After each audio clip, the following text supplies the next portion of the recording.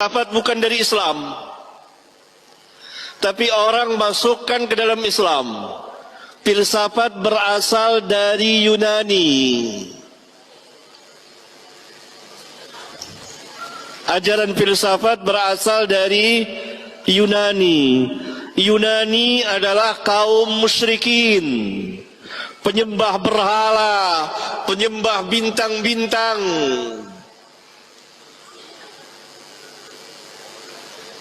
Orang yang tidak beriman kepada para nabi dan rasul.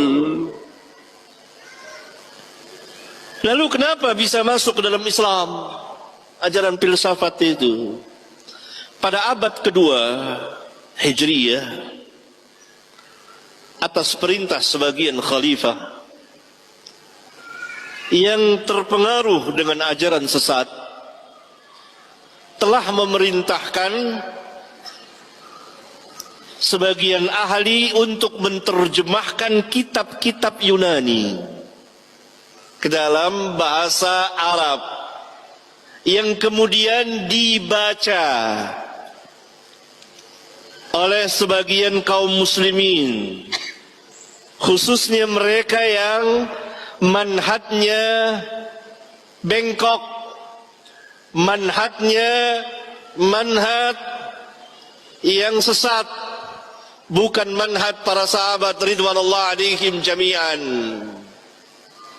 Kemudian orang-orang ini mulai memadukan antara filsafat Yunani dengan ajaran Islam.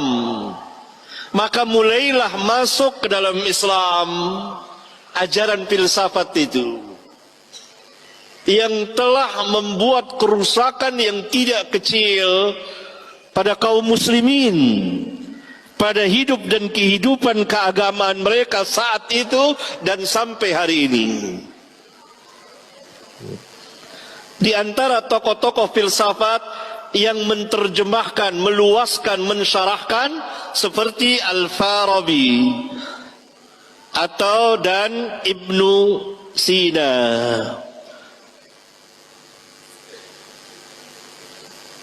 Yang mereka memang para filsuf yang telah menyimpang dari manhaj para sahabat. Karena itu para ulama Ahlus Sunnah bangkit membantah mereka.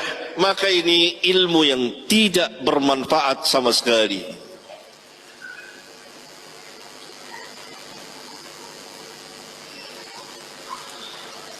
Demikian juga tasawuf.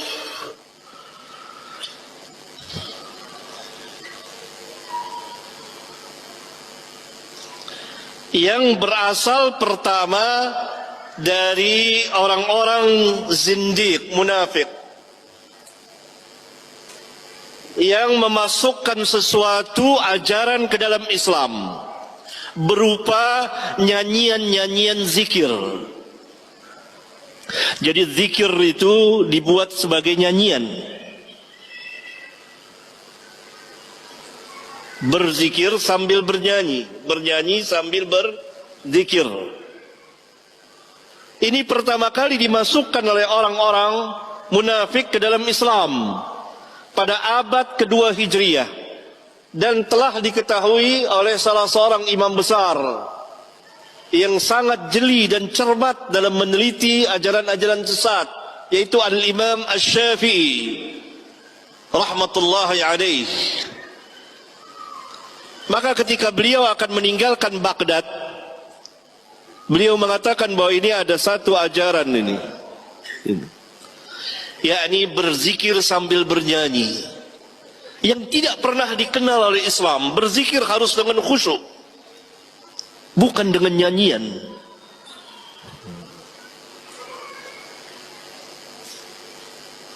Ini dituduh oleh Al-Imam Asy-Syafi'i. Setelah beliau berangkat ke Baghdad, maka murid-muridnya dan sahabat-sahabatnya meneliti dan memeriksa. Ternyata ada sekelompok orang yang melakukan zikir-zikir ritual dalam Islam sambil bernyanyi, bernari-nari. Ini yang dikatakan zindiq oleh Islam. Kemudian berkembang lagi ajaran tasawuf dari orang-orang yang melampaui batas. Sebagian kaum muslimin melampaui batas dalam beribadah dan masuk ke dalam bid'ah. Dan ada pembicaraan yang panjang mengenai ini.